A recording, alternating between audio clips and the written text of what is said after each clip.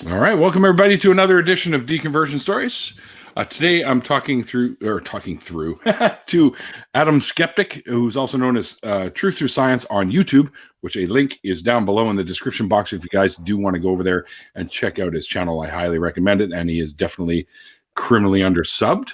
So please go and check out his channel and give him a sub if you dig what he does. All right. So also, if you guys do like what I offer up here, you can now become a patron, as I have started up a Patreon page.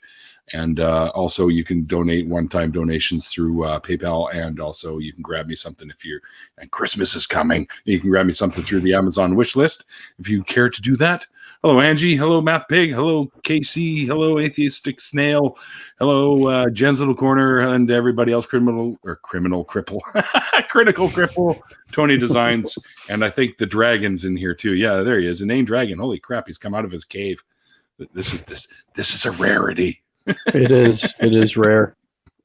But Dragon's awesome. He's one of the coolest people I met, and I've known him now for well over a year. So. Oh yeah, he runs the D&D game that I play in every other week. Awesome, that's cool. I'd get into it, but I don't have the time. But anyway, there's IQ. Hi, IQ. I knew he'd be here eventually because he's my putting together the time to get a session going is difficult at the best of times. Well, most of my time and money goes to this. I still play Yu-Gi-Oh, so I have a card game that I play with. So, and I just bought that box that came with some of Yugi's most popular decks that he had back in the old days. But anyways, Adam, what I do here, I talk to people about their journeys away from their beliefs, and the ups, the downs. Your entire journey. I guess just take us on that specific journey, and like I was saying, I'll jump in with something stupid to say every once in a while. So, well, it kind of starts when I was a Navy brat. My dad was in the Navy, and we were everywhere. And some of my earliest memories are from Japan. And I don't know whether or not it was hard to find a church for them to go to. I mean, from what I gather, they were both Southern Baptist at the time. So they weren't into Shintoism. No. It was just one of those random duty stations that popped up for my dad. And while I was over there, I had a very loose knowledge of what God was supposed to be. I had a really loose knowledge of what religion itself in general was. And that didn't really change throughout the latter part of my dad's career. We stayed in Japan for a few years and then moved back to the States. And it wasn't until the age of 8 that I actually first set foot in a church. And it was surprising, to say the least.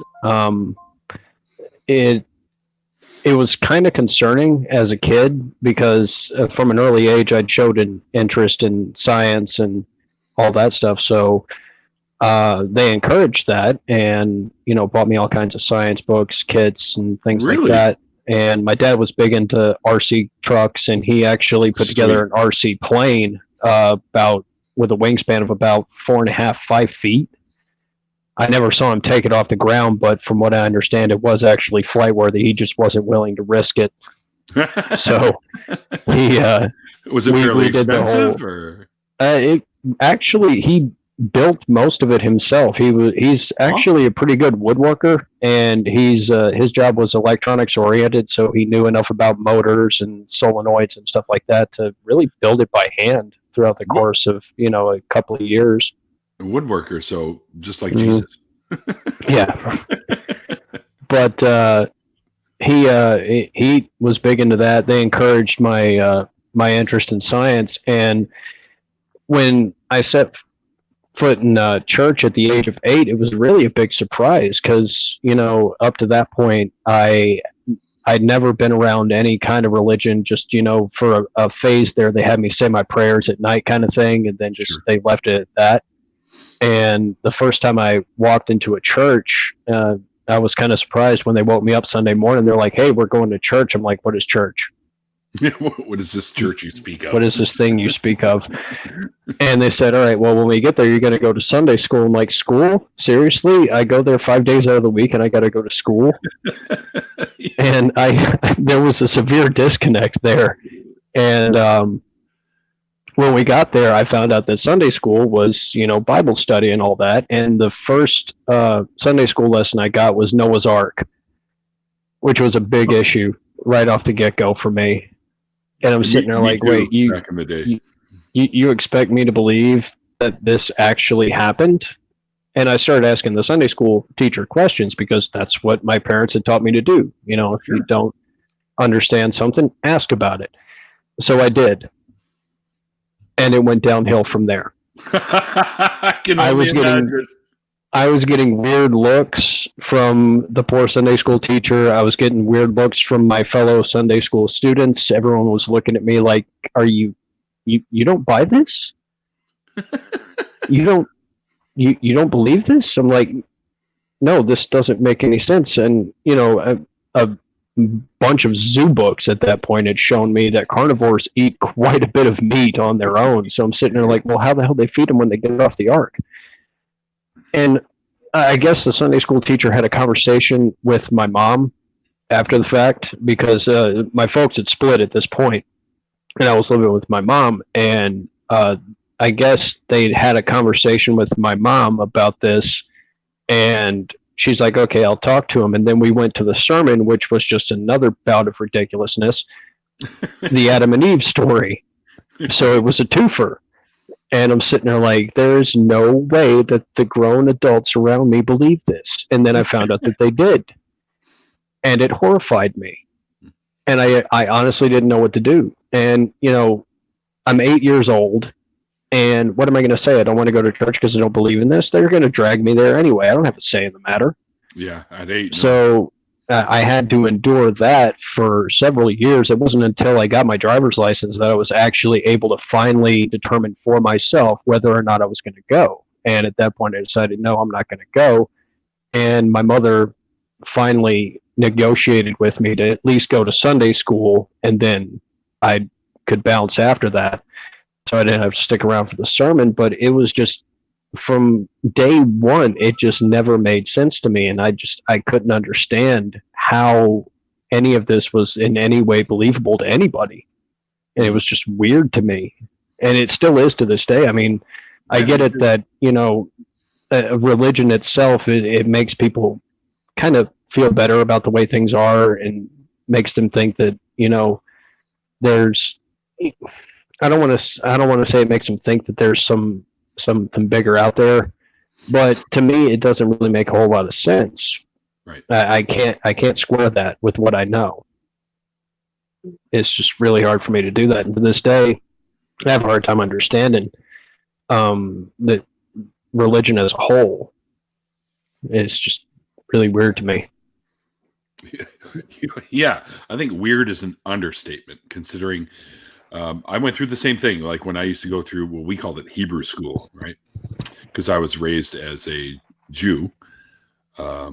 Weird, because I was born to Christian parents, but they couldn't keep me because my birth dad's mom was quite staunch Catholic, and kids outside of wedlock was a big no-no. So I was put up for adoption. I was raised Jewish, and went through to Hebrew school, and the same stories, even like the David and Goliath story, the Samson story, the Noah's Ark story, the biblical Garden of Eden story, the Exodus out of Egypt. And I'm like, this shit this just can't be fucking real. It just sounds like mythology that I already knew about through Greek mythology, Roman mythology, Norse mythology, even Asian mythologies too, right? Like I was just like, no, it doesn't fucking work. I had a big interest in all kinds of mythologies when I was a kid, for sure. They're cool. They're neat stories, but are they real? Probably not. No. Actually, I think it's more than probably not. It's definitely not real, if you ask me. Yeah.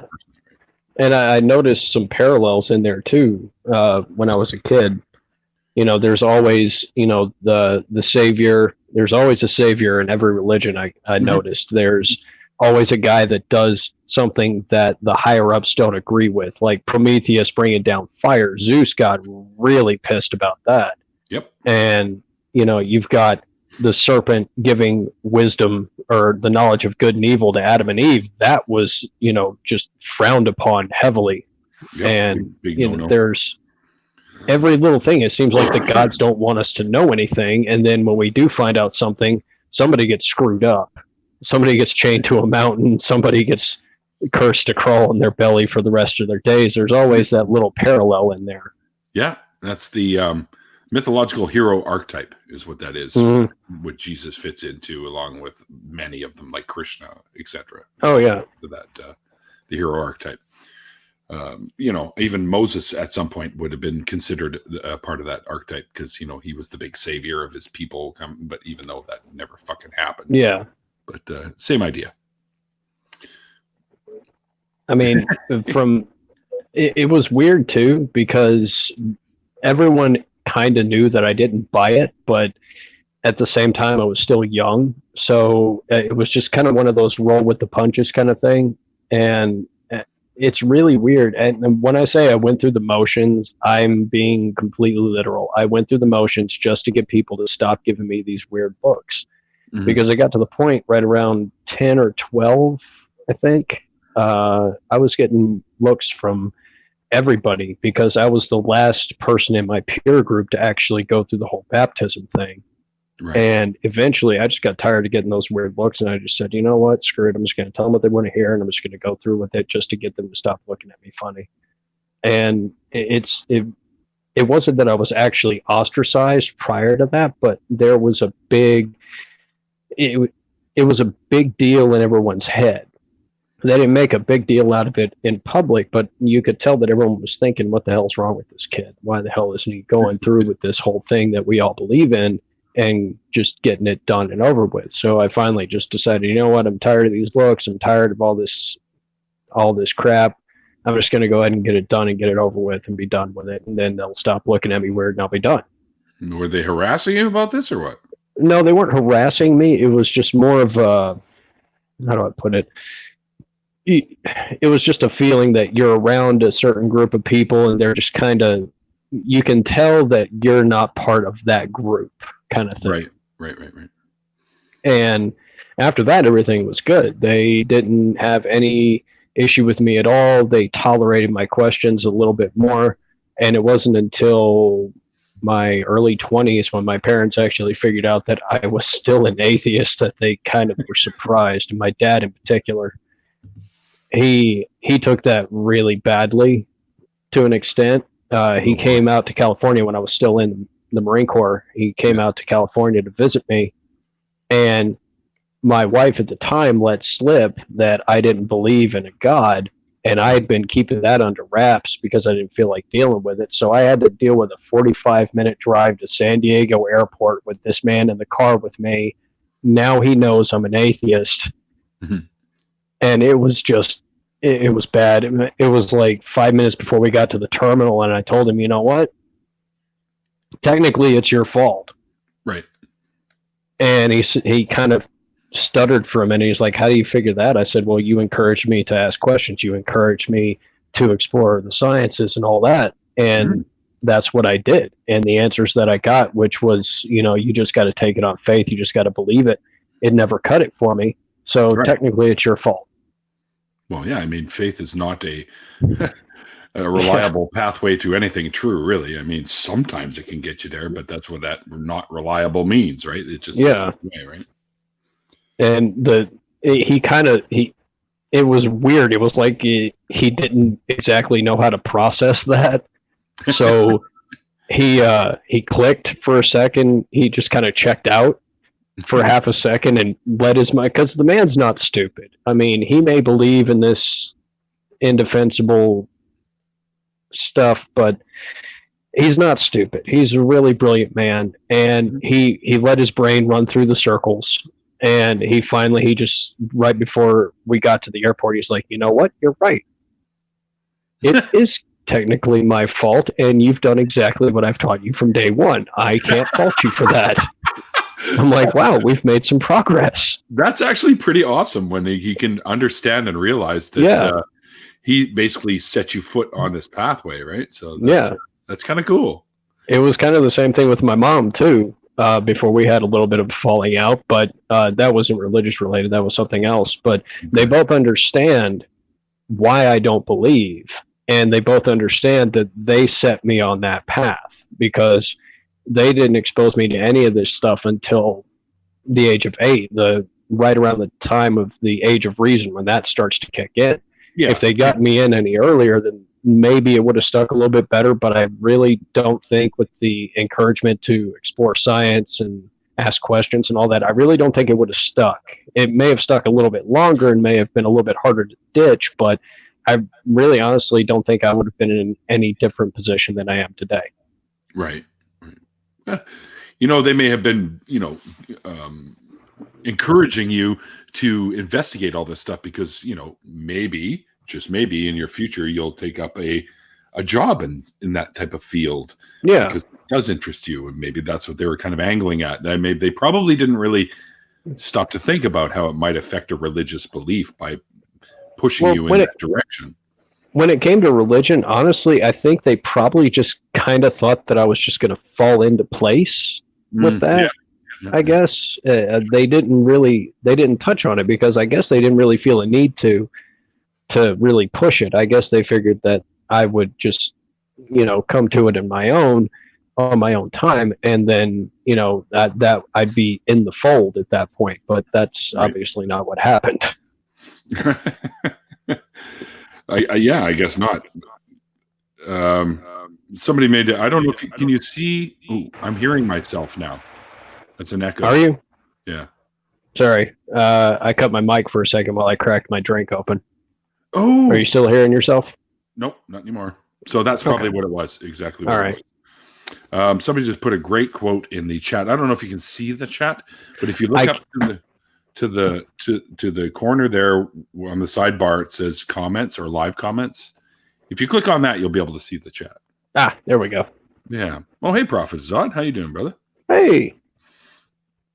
Yeah, I've done a couple of projects with Zod for his animation stuff. I got to voice Ray Comfort in one of them, and then I got to voice the old version of Zod in the other one. Yeah, that was awesome. By the way, that was absolutely awesome. Into the Zodverse. Yeah, it's really good. I enjoyed it. I think I've watched it like 1,500 times now. Just the story is so cool, and all the portrayals, like fucking Surus's cartoon Zod was fucking awesome. Oh yeah. that whole thing was priceless. That was awesome. Yeah, it was really good. Did you see the Biblical Jeopardy one or with Ray Comfort? You've got to watch it. Yes, I have seen that one. It's been a while. I need to watch that again. Yeah, because I'm telling you, Ocean Keltoy's Jordan Peterson scares the shit out of me. Oh, God. It sounds just like him. And it's like, holy fuck! It's like he possesses the spirit of we all know there's no such thing, but anyways, yeah, the manner of speaking, he possesses the spirit of Peterson himself almost when he's talking. It's just his stuttering, his hesitation, and it's fucking bang on. Like it just yeah. But somebody, what was it? Giggling Sewer Ginger, which is a great name, by the way, gave a Stephen Hawking quote. Oh, you figured it out? Okay. Hang on, what does it say here? The true enemy of knowledge is not ignorance, but the illusion of knowledge. Mm. So, yeah, which is a great quote. One of my favorites, actually. Oh, yeah. I think my other favorite one is it's Carl Sagan, extraordinary claims demand extraordinary evidence, which is awesome. Science doesn't have sacred truths. There's no such animal in science. Exactly. And that's one of the things I always respected and always got on with really well with anything that as it applied to science, because I could understand, hey, this is what we know, this is what we don't know, and this is how we figured out what we do know. I can get on board with that. I understand that. I get that. But when it came to everything in the church and everything to do with religion, it was just, hey, you've got to buy this. And if you don't, sorry, dude, I'm not going to give you anything to go on. And that never worked for me. That was where the disconnect was from day one. It was just, I had questions and nobody answered them. And it was just irritating as hell to me. Yeah. Oh, yeah. No doubt. Let's talk a little bit about your channel, because I've watched a couple of your videos there, and you do really good. I think I commented on one of them a while back about the audio being a little bit back and wasn't as loud as it should have been, and which you've dealt with. I'm gradually but experimentally expanding my setup little bit by little bit. Right. You can kind of see it in the corner up in the screen.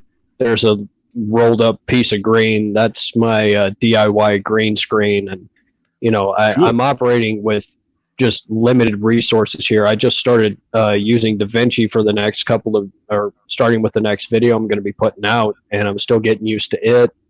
It's just a work in progress, and, gradual improvements as I go along. But sure. I'm amazed with what I've been able to put out with the limited resources that I have. Yeah, well, it's actually been really cool. Some of the stuff you've been putting out there, the topics and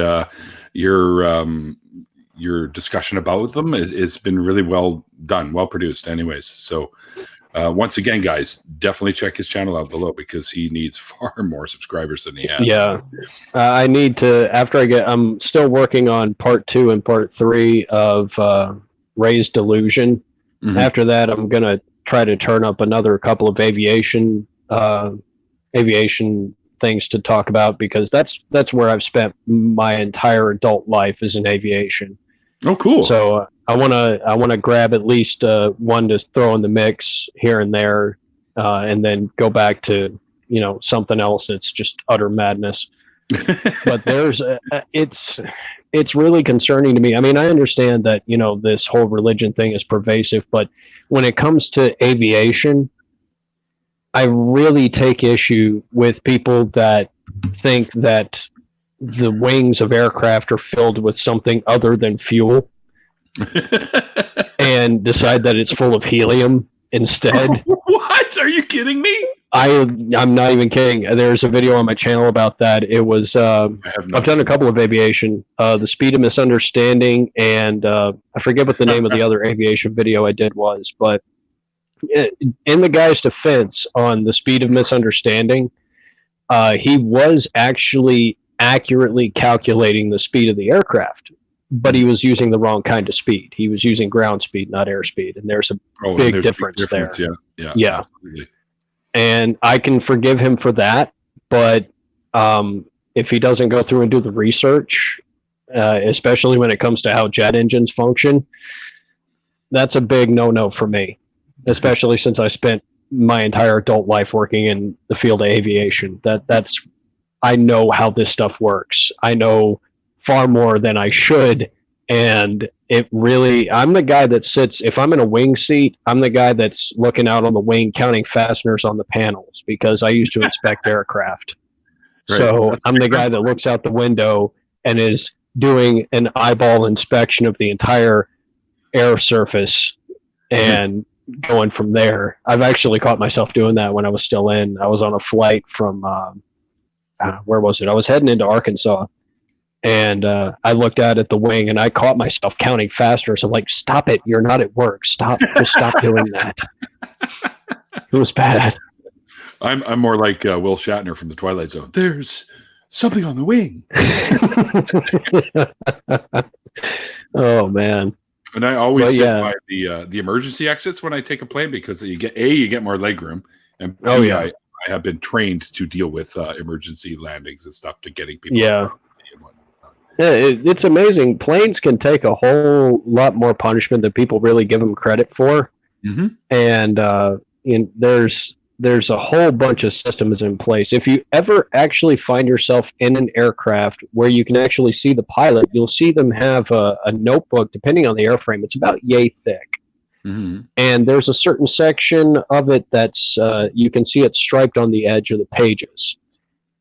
As long as they're not looking at that section of the book, you have absolutely nothing to worry about. Good to know.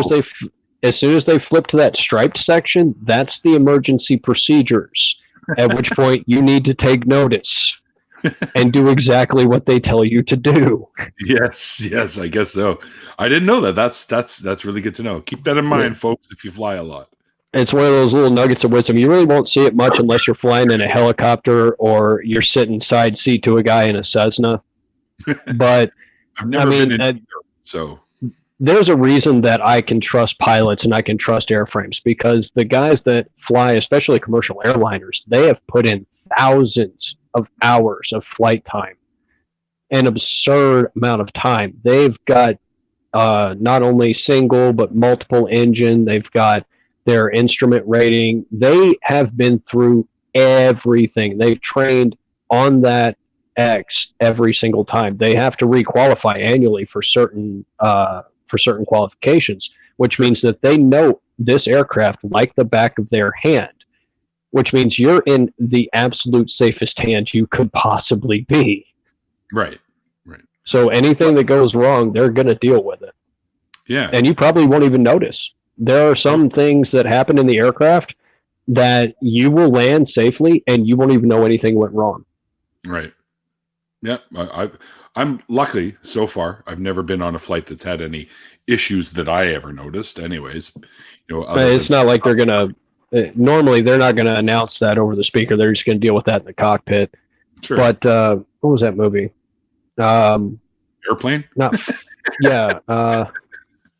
Sully. When he was going through, when that plane that went down in the Hudson, that was a perfect landing. You couldn't have asked for a better landing, because by all rights, when it hit the water, it should have broke apart. Because water is not forgiving. No, it's not. It's almost it's at certain heights it might as well just be concrete. But he did a fantastic job of getting it to such an angle where it was able to do that landing, which is that takes training, right? That's that was fantastic. And you'll learn fixed wing before you go to rotary wing, the helicopters, which is what I worked on. Mm-hmm. But even in helicopters, if you have an engine failure, you're still good. Yeah. Because those blades are still spinning. As long as the blades are still spinning, you're still producing lift. Yep. But if your engine cuts out and those blades are still spinning, you want to get down as quickly as you can. That's an auto rotation. It seems counterintuitive, but there's a control on usually the left side, in my experience, the left side of the pilot called the collective. You pull up, the blade pitch changes and you start going up. If you dump it or push it all the way down, it flattens out the pitch. Well, if you have a complete engine failure, it seems counterintuitive, but your first thing you got to do is dump the collective. Right. Flatten out the pitch. And you will lose altitude pretty quickly, but the rush of air going past the blades will actually maintain that speed. And it's like a spinning parachute. You just feather it the way down, all the way down. Sure, that makes sense. But yeah, you're right. It does kind of, when you think about it, it seems kind of counterintuitive. Oh, yeah. I've never been in a helicopter, and my brother-in-law has flown them. I got a friend that flies helicopters for rescue missions and stuff like that. He makes really good money doing that, man. When he's on call, he's making $65 an hour on call. Yeah. Oh yeah. Fuck. Pilots make pretty good money. Oh yeah, they do. Do you have an air crew in general? Do you have a pilot's license? I wanted to get one, but I didn't have the money to put it together. So that's one of my little goals that I'm working towards, is getting a pilot's license. But the closest place to go do any of that stuff is an hour and a half away from me. So that'll be quite a commute to make that happen. But I'd like to get my pilot's license. That'd be awesome. Yeah, for sure. Because I know it's really expensive to do it too, like the schooling and whatnot. But that would be like, I'd love if I had the time, I'd probably at least try and take the courses so that I could understand how planes work. The problem is I wish I could have done it when I was in, but tuition assistance when you're in doesn't cover private pilot because it's considered a hobby. But the funny thing is they'll cover scuba and a half a dozen other things that require specialized training, but they won't cover a private pilot's license. That's weird. So you got to pay for that out of pocket. But once you get past private pilot, they'll cover your instrument rating, they'll cover your multi-engine rating, they'll cover night flights. They'll cover every other license you got to get after that. Tuition assistance will.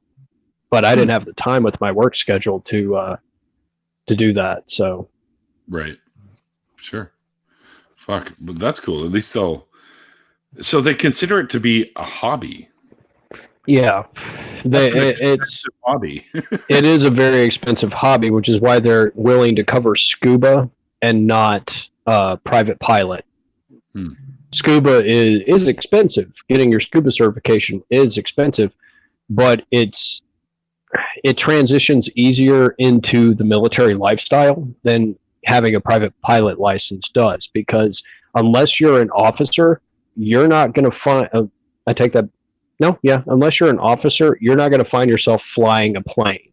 If you're enlisted, you might as well you're going to have hell getting your pilot's license through them. But if you're an officer, they'll be willing to help you out a little bit more, because it transitions directly into your military career. You can become a pilot. Mm-hmm. So what I'm getting out of this is, because I really don't know much about how that works. So you have to be an officer to be a fighter pilot, or a pilot at all? To be any pilot in general, yes, you have to be some form of officer. The Army uses warrant officers, which is easier for enlisted guys like myself to transition into. Okay. But if you want to fly, you need to have a degree. You need to go through officer training. You need to become an officer if you're going to be a pilot. If there's a recruiter that's telling you you're going to be a pilot or you're going to be in an aircraft when you're enlisted, he's not precisely lying to you. You can be in an aircraft as an enlisted dude, but you're not going to be flying it. You're going to be part of the aircrew itself. You're going to be an aerial observer. You're going to be a gunner like I had in my Hueys and all that. But you're not actually going to be able to put your hands on the controls very often, if at all. Right. And certainly not flying it. Wow. So all you can hope for, if you're just an enlisted, is to be hanging out and shooting the guns. Yeah, pretty much. I'm okay and that with in itself is pretty cool. I've known a bunch of guys that went out and they got their plane captain, they got everything else along with that. They became gunners in the aircraft, and they got to go out and shoot guns and all that stuff every other day. So it was cool for them. Mm-hmm. They go through, they do the pre-flight, they help out the pilot doing his thing, and then they just move on with what they're doing. That's cool. That's cool. Do they offer to become some kind of a warrant officer to be able to fly? Do they offer that to, like, is anyone able to do that, or do they kind of pick and choose the people they think are more optimum for that type of a position? When I was getting out, now bear in mind, this is 2014 when I was getting out. When I was getting out, the Army was offering prior service members, sergeant and above or equivalent rank, if they were transitioning into the Army, that they would put them through college, that they would help them get to the warrant officer ranks, which is this weird gray area between enlisted and officer. You're above every enlisted, but you're below every commissioned officer. Right. It's a weird gray area. You find yourself saluting a lot when you're in that little gray area.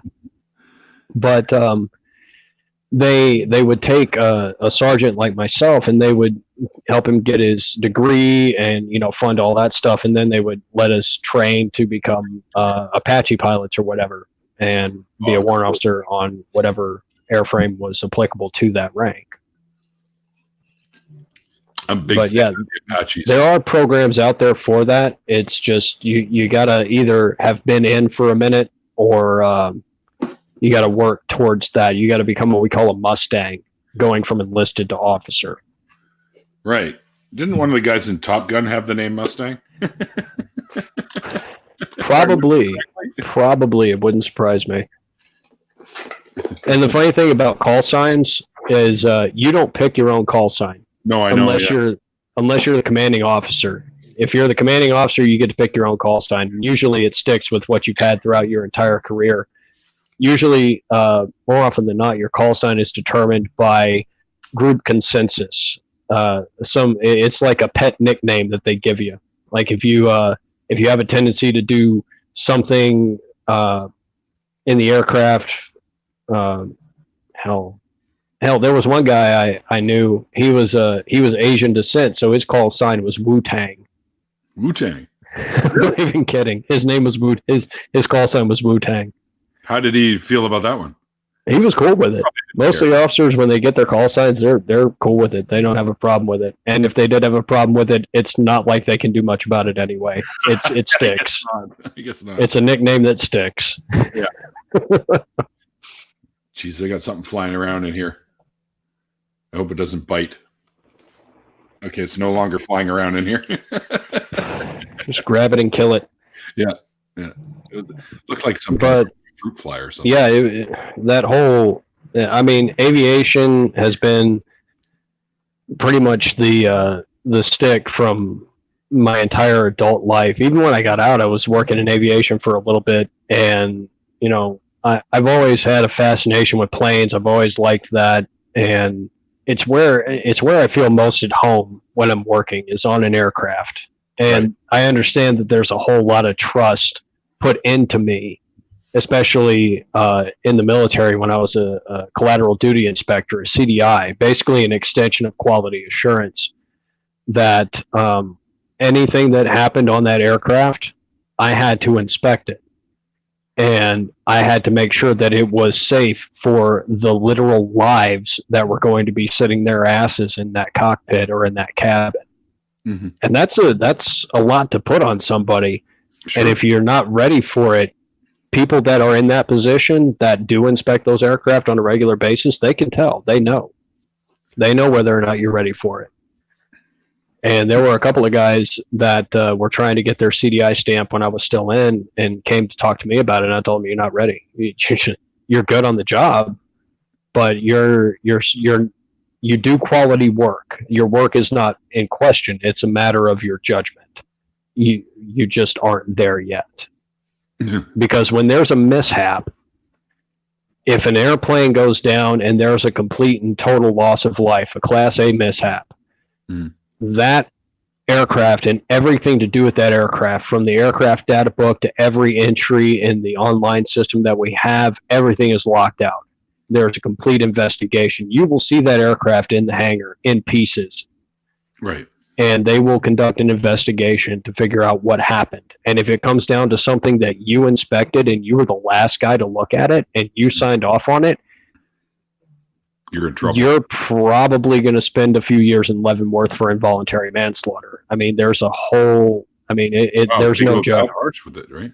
Yeah, it's no joke. If you inspect something and you sign off on it and it causes the aircraft to go down, you're probably going to spend some time in Leavenworth.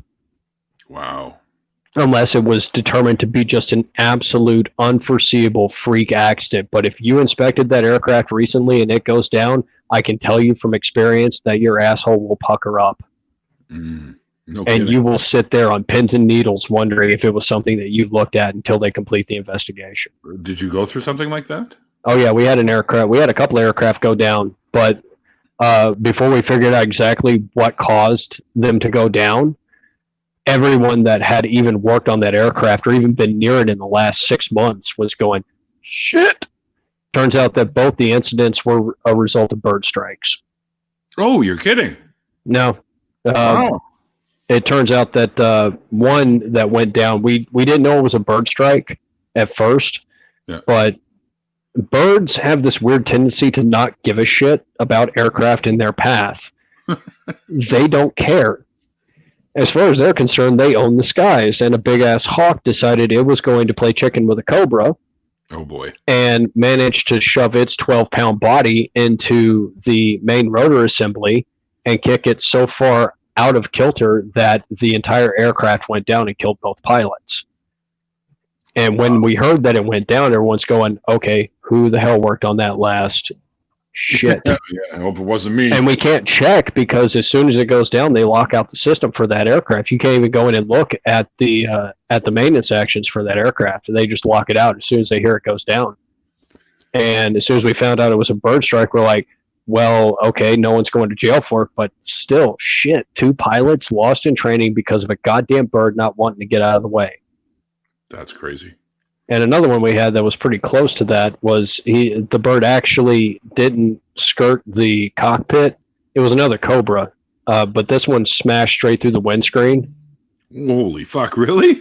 Yeah, 12 pounds of pissed off hawk in the back seat. After he bounced off the gunners, they sit in tandem in a Cobra, the gunner in the front and the pilot in the back.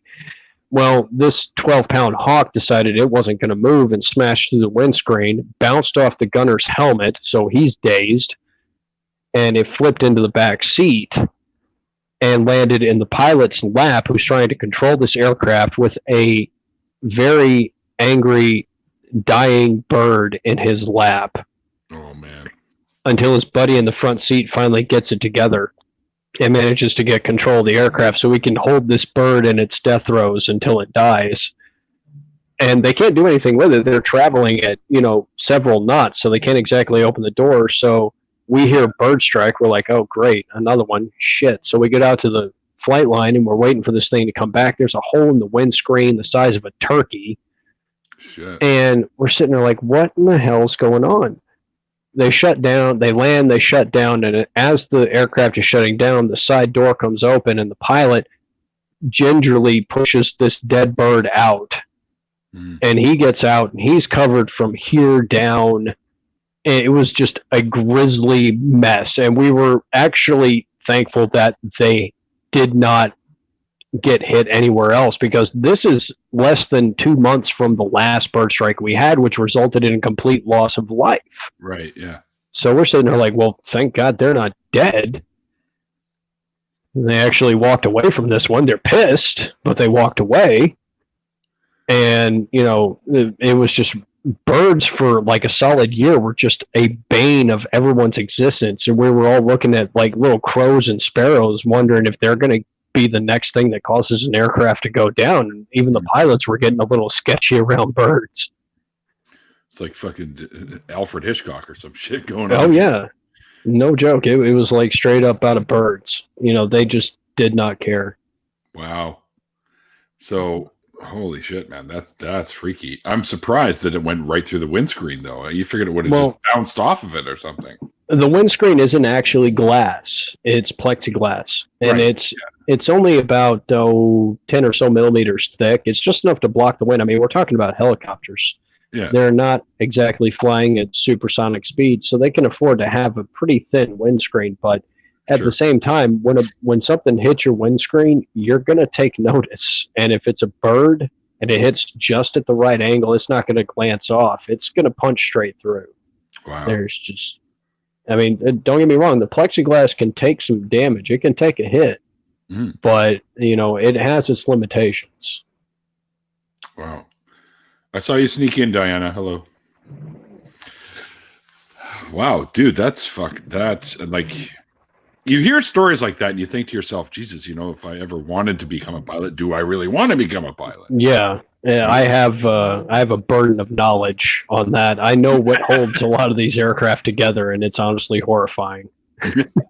Sometimes just some gum here, that'll work. This is it's a bit out there, but on the helicopters, they're on any aircraft, there's a weight and balance thing. Yeah. And everything that has a control tube, it's hollow aluminum, usually about 2 inches or so in diameter, depending on the flight control that it's running to. But in a pinch, if you have to fix that aircraft and you have to one-shot it back, there is a suitable substitute for a hollow aircraft-grade aluminum tube. And it's a broomstick handle. Oh. Not even kidding. The aluminum type, or a wooden broomstick handle is the right weight and balance to replace a aluminum tube. It just can't take as much punishment, obviously. So you cut it to length, you drill holes in it, and you connect it. But you are really easy with that control surface. Do not jerk your controls around too much. It will be enough to get you to limp back to base, but it is definitely not a permanent fix. It is a temporary thing just to get you back to where you need to get to for an actual repair. I was told not to jerk my pole in public one time, so yeah, I'm not allowed on the buses anymore. Just kidding. Oh man. But yeah, I mean, I throw in an aviation video or as often as I can. I've actually got a couple in my queue that I'm waiting to work on until after I get done with what I've got right now. But I there's a lot of madness everywhere. It's not just religious oriented. It's into the aviation community too. And as someone who fancies himself a science communicator, and especially in the aviation field, I like to try to correct that kind of thing whenever I can. I don't like to let that sit and fester because it just irritates the hell out of me. Oh, understand for sure. Like, I mean, what you want to do is try to teach people that what they might think is the way it is isn't the way it is, right? So yeah, I'm glad there's people like you out there that are able to, because any false beliefs are bad no matter what the category they're in, right? So yeah, I mean, I can understand I can understand the misunderstanding when it comes to aviation because let's face it, aside from me and anyone that's worked in the community, there's not a whole lot of people that really know what's going on in an aircraft. Right. And to be perfectly honest, I didn't even realize that young Earth creationism was a thing until after I got out of the Marine Corps and I was, just browsing YouTube and all that. I had no idea that was a thing. I had no idea that a whole lot of the beliefs that are out there were actually still a thing. I didn't know there were flat earthers still around for a while there. I thought that was put to bed, years ago. And then I find out there's all this random madness out there, and I'm sitting there like, I can't just sit around and just ignore this. I can't ignore it. I have to put my 2 cents out there. I may be just one voice among hundreds, but there's still that voice out there. That's what really drove me to start the channel is I have to do something about this. I can't just sit here knowing what I know. I have to put my voice into the whole thing and try to help this as much as I can. Absolutely, man. And every voice counts. So I'm glad you're doing it. And I've been thoroughly impressed with and enjoy the content that you've made so far. So know that at least someone's enjoying it. Oh, yeah. I mean, you've got, I think, you're over 25 subscribers now, I believe. Last count, I was just over 50. I think last I looked, I was at 52. Okay. All right. Well, let's get them some more subscribers, guys. Get over there and sub to the channel. There's at least 17 of you in the chat right now. At least that's the number they're showing me. So that's 17 more, right? So you're almost at 100 at that point. I know, right? Once you hit 100, I find that tells. When I first started my channel, it took me a little bit to get to that 100, but after that, the subs started coming a little bit more. Yeah.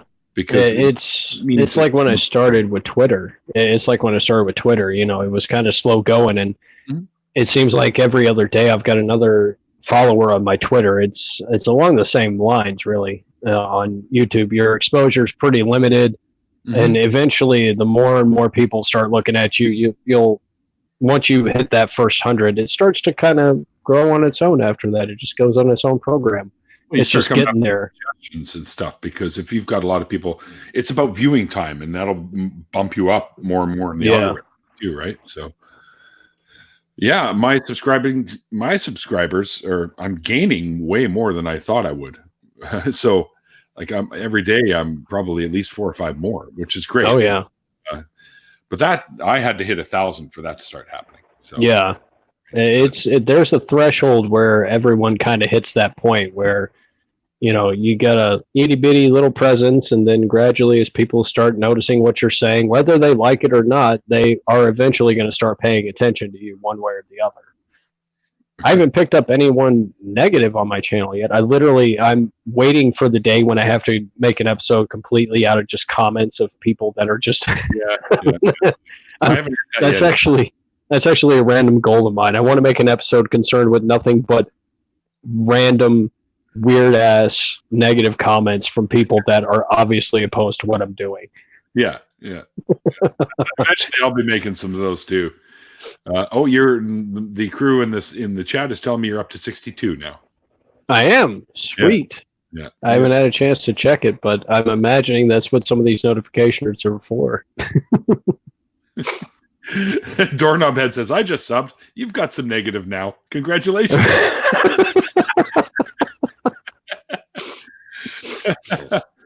Wow. It sounds like, I did a little bit of military in Israel when I was over there. I did the boot camp and stuff like that. Because I was only 17 at the time when I lived there.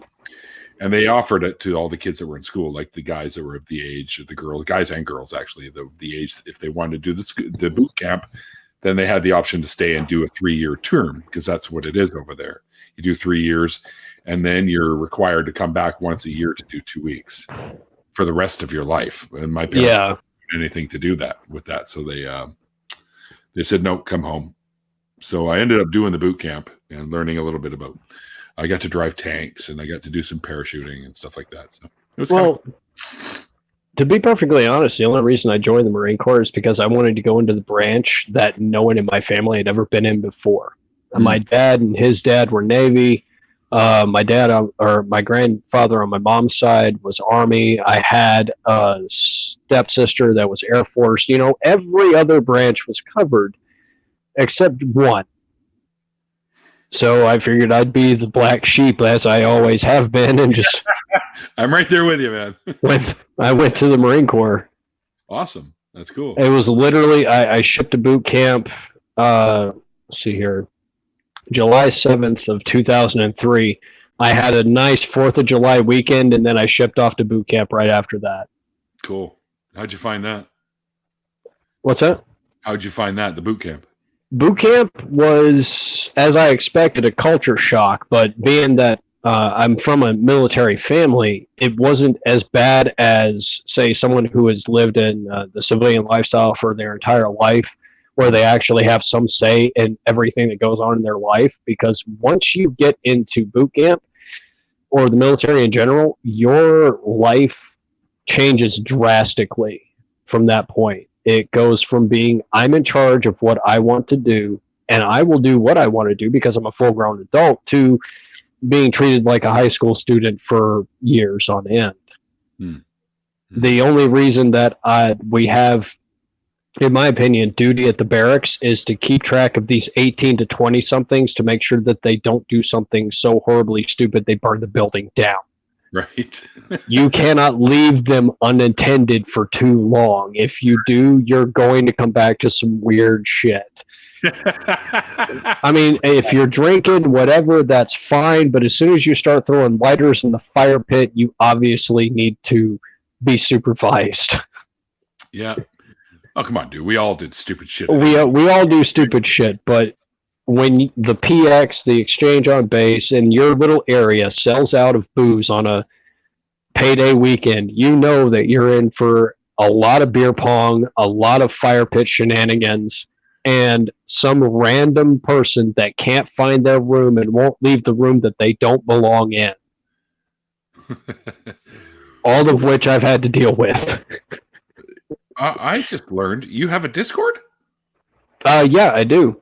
It's fairly recent, and I need to grab a permanent link and give it to you, a permanent invite to the Discord. Anyone that, if you're part of the Discord, you can be part of the Discord, whatever. Anyone can hop in there, chat and whatever. But if I've got a section in there for patrons, and if you're a patron, you get my content 2 days early, and before I release it to the general public, because as a purveyor of knowledge, I'm not going to just hoard that. So you get my content 2 days early if you're a patron, before I let it loose to the rest of the world. And I link that in the Discord, because I haven't figured out how to do that on Patreon. Probably I need to upgrade, but I don't know. Well, I had no idea you had a Discord. If I would have known, I would have put it in the description box. But that completely slipped my mind, to be honest. I forget about it myself half the time, because it doesn't see a whole lot of activity unless I drop something in there. Oh, okay. Well, let me see something here. Well, no wonder you can't drop a link in Dragon. You're not a moderator. Now you are. Talk to Snail. Snail might be able to grab one. She should be able to. She's one of my moderators in there. Well, I just made her a moderator for my channel as well. Everyone's a fucking moderator in my show.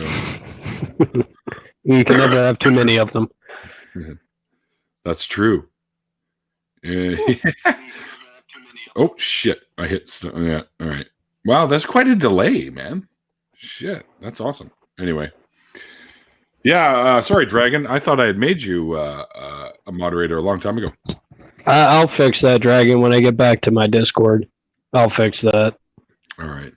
Well, IQ dropped it in there already, so it's in there.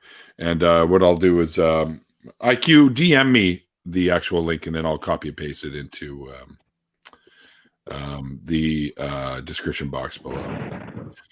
But I honestly would have made Dragon a moderator, but he's running his whole gaming server thing, and I didn't want to, overwhelm him with, being a moderator in multiple different Discords, because we're hell, I know him through 2 or 3 different Discords.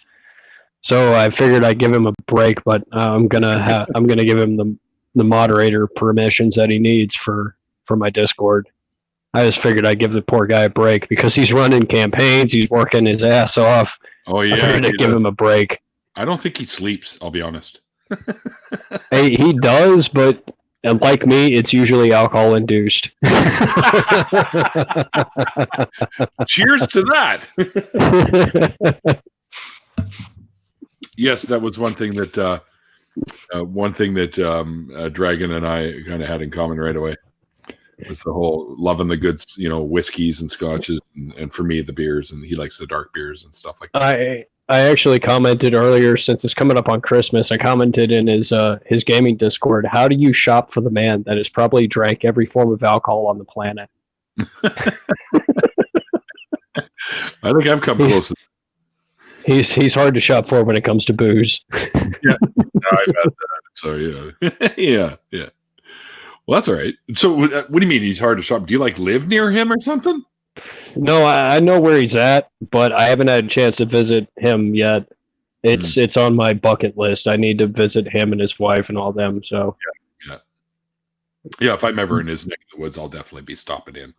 Everyone in our Discord, I need to visit at some point. I need to actually, shake hands with, hey, how's it going? I'm glad we've actually physically met, not just on the interwebs here. Yeah. Dude, when I went down to Texas for the Faithless Forum last year, I got to meet everyone that I've watched for years, everyone that I've kind of got to know a little bit on Twitter. And it was I was actually surprised. I'll be honest, man. I was surprised that a lot of them had already heard of me. I was yeah. Holy Kool-Aid. I'm you know who I am? What the fuck? How is that possible? But I guess word spreads through that community. It does. Yeah, we're pretty tight knit from what I've seen. Even when I first got on Twitter, we're all tight knit. We all know everybody. I've actually had Bad Tempered Badger help troubleshoot a couple of things that me and Snail were working on. We've had I've talked to a few people, and I've interacted with several of them, but I'd still like to meet a few people in person. Sure. Holy Kool-Aid. I'd like to meet Thomas. I'd like to meet with Aaron. Because honestly, he's the best. As big as I am into biology, I'm not gonna lie. As big as I am into science, I should say, biology was kind of a weird subject for me. I didn't really know much outside of a basic high school understanding of it. And I've learned more about biology from his content than anywhere else. And it's been a huge tool for me. So I'd honestly like to meet the guy and chat with him for a little bit. Him and Seth Andrews and Dillahunty, I'd really like to meet those guys eventually. Yeah, Dillahunty's really cool, man. Hanging out at his place was got to be one of the coolest things that I did down there. Just sitting with him and talking about a different card game called Keyforge that I hadn't heard of at the time. So he kind of introduced me to that. And I got my gaming store guy here. I got him to start selling it. So that was pretty cool. There you go. Yeah, and there's a little league going there now that I was going to start up, but apparently one of his helpers in the store also really dug the game and started it up before I could do it. Now I just man. and I sit and watch them because I've never actually played it yet, but I know about it. I love the artwork and stuff like that. So I played a lot of Magic me too. myself when I was in California. Me and a Marine Corps buddy of mine, there was a Magic store pretty close to where we were, and it turned into an arms race.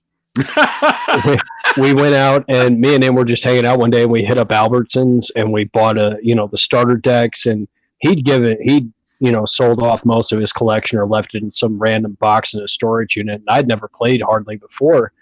And we started playing Magic, and it just turned into this unholy arms race where he'd visit the store and he'd come back and he'd start beating the hell out of me, and I'd go visit the store and I'd come back and I'd even the score a little bit. It just turned into we spent so much money on that, and it eventually got to the point where he had one deck, a straight up vampire deck that he built, and at the time I was running zombies, and he built this vampire deck specifically against the zombie deck that I built. And it was bad. Every vampire boosted every other vampire. You couldn't leave anything on the field, and my set was too slow to really start getting a move on early on, but he was quick. He was there early game. And it got to the point where I'm sitting there like, okay, if you run this deck against me again, I am not going to play you ever again, because he had Soren, the Planeswalker, and one of Soren's abilities was he could reset your life total to 10. But instead of bringing me down in life, he would bring me just to the cusp of death and then bring me back up to 10 to continue the beatings. Man, because he knew that there wasn't anything that I could do about it. Yeah, well, clearly you weren't running any counter cards for that. So. Yeah, I fixed that shortly after that. I ran a red, white, and blue deck I called the Patriot, which covered pretty much every base that he could throw at me. That's cool. The Patriot deck, I like that. That's cool. Adam, man, we've gone past the hour. So generally, I like to keep these to about an hour, but I'm digging chatting with you. Are you cool for jumping into an after party? Because I've already that's fine. Is that cool? Maybe that's fine with me. Maybe we can talk the dragon into coming in and talking about that. That'd be kind of cool because he hasn't been in one of these with me for quite some time. Missed the guy. He's one of the coolest people I've met so far. Well, one of them. Anyway. I've met a lot of really cool people through the YouTube community and through Twitter as well. Yeah, we're pretty. I've never, to this day. I mean, sure, we have our spats every now and again, but I haven't found anybody in the community that I just have completely ever had the need to write off. I mean, we may have our little disagreements over little itty bitty things, and there may be feuds every now and again, but I don't get involved in those. I avoid them. Yeah. But for the most part, with actually no exceptions, I haven't had anyone that I've actually in the community had to actively avoid. That's good. Try and keep it that way. I mean, let's face it, right? The only thing that connects all of us is our atheism. Yeah. Right? Everything else can be, That is the only thing that we are all on the same page about. Everything else is just, you're taking a random shot in the dark. Yeah, pretty much. Exactly. But, I'm a fairly easy person to get along with. So I tend to not be involved in some of these skirmishes. Although I was sort of dragged into one a little while back. Not like I didn't even realize it until somebody had shown me. But that's okay. Yeah. Whatever, man. We'll sort shit out. People will shake hands again and we'll move on. Yeah. It blows over eventually. Yeah. Oh, Julie, enjoy your friend's birthday party. Love from Memphis. All right. Cool. All right. Anyways, what I'll do is I'll wrap this up and I'll go have my quick smoke break and come back and give you a, because I can't smoke in my apartment. It's a smoke-free environment. So, which is happening more and more. Us smokers are losing our rights, man. Oh, wow. Yeah. I'm about to the point where I'm going to start working on quitting myself. Yeah. I might have to do that too. Not might. I'm going to have to do that at some point. Yeah. Anyway. Thanks everyone for tuning in and hanging out with Adam and I hope you guys enjoyed our chat. We kind of a little bit different day. We got a little aviation lesson today, which is kind of cool. And talking about birds flying into planes and stuff, which is crazy, but it does happen. Anyway, Adam, man, thanks so much for doing this. No problem. I appreciate you having me on. Yeah, it's been really cool chatting with you, man. It's been awesome.